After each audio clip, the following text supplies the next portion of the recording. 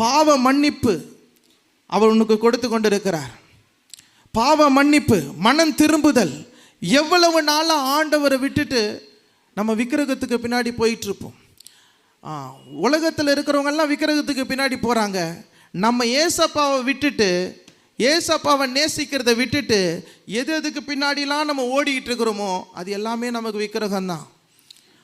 ஆண்டவராகிய இயேசு, உயிர் தெழுந்த இயேசு இந்த வேளையில் அதிபதியாக, இரட்சகராக இப்பொழுது அவர் பாவ மன்னிப்பையும் மனம் திரும்புதலையும் நமக்கு கொடுக்க அவர் ஆயத்தமாக இருக்கிறார். நாம் பெற்றுக்கொள்ள ஆசையாய் நம்ம உட்கார்ந்து கொண்டிருக்கணும். நம்ம பெற்றுக்கொள்ள வேண்டும். சொல்றது புரியுதா? எபிரேயர் 2:10 நாம் வாசிக்கிறோம், அவர் ரட்சிப்பின் அதிபதியாக வெளிப்படுகிறார். உன்னை காப்பாற்றுகிறவர், உன்னை ரட்சிக்கிறவர், ரட்சிப்பின் அதிபதியாக அவர் அங்கு சொல்லப்படுகிறார். எபிரேயர் 2:10 படிக்கிறோம். ஸோ அதிபதி, ரட்சகர், மனம் திரும்புதலை கொடுக்கிறார், பாவ மன்னிப்பை கொடுக்கிறார்.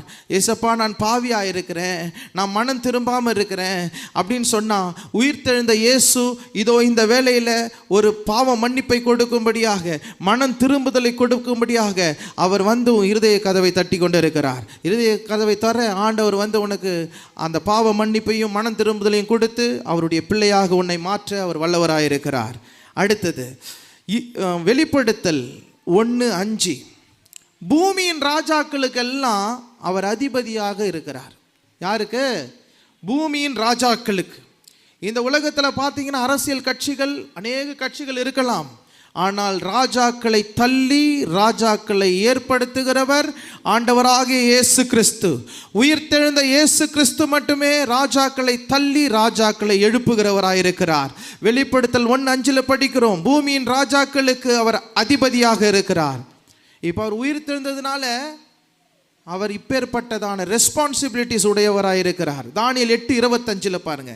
தானியேல் 8:25 நாம் வாசிக்கிறோம், அதிபதிகளுக்கெல்லாம் அதிபதியாக இருக்கிறார். யாருக்கு?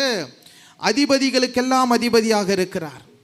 எல்லா அதிபதி, யார் யாரெல்லாம் கேப்டன், யார் யாரெல்லாம் பிரபுக்களாக இருக்கிறாங்க, பிரின்ஸாக இருக்கிறாங்க, அவங்க எல்லாருக்குமே இவர் அதிபதியாக இருக்கிறார்.